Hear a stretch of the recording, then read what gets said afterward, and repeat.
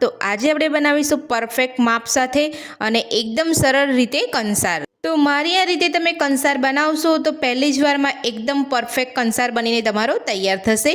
તો ચાલો આપણે કંસાર બનાવવાનું શરૂ કરીએ। તો કંસાર બનાવવા માટે તમે જોઈ શકો છો અહીંયા એક બાઉલ મેં અહીંયા ઘઉંનો કકરો લોટ લીધો છે।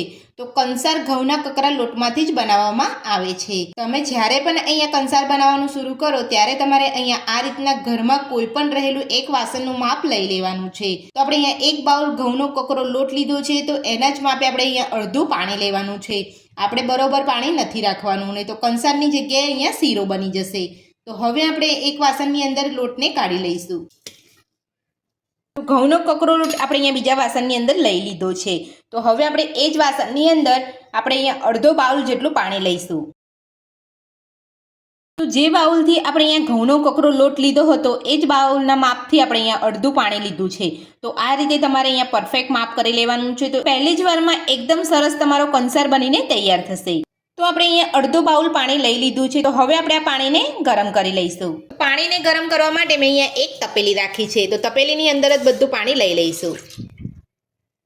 તો પાણી ગરમ કરવા આપણે અહીંયા મૂકી દીધું છે। તો હવે આપણે તેની અંદર એક વાટકી ગોળ ઉમેરીશું। તો ગોળ આપણો ઓગળે એટલું જ આપણે અહીંયા ગરમ થવા દેવાનું છે।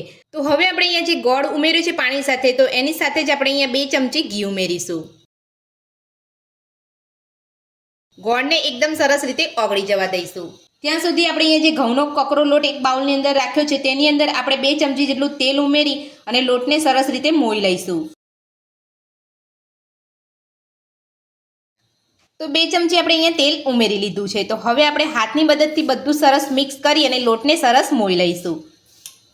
તો આ રીતે તમારે અહીંયા મોવણ ઉમેરવાનું છે, વધારે પડતું મોવણ નથી ઉમેરવાનું, અને હાથની મદદથી બધું સરસ અહીંયા મિક્સ કરી લેવાનું છે।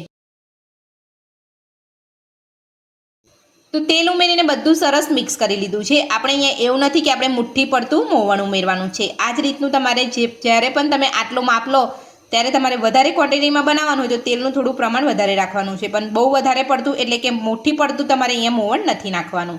તો બધું જ આપણે તેલ ઉમેરીને સરસ મિક્સ કરી લીધું છે। તો હવે આપણે પાણી અને ગોળને અહીંયા ગેસ ઉપર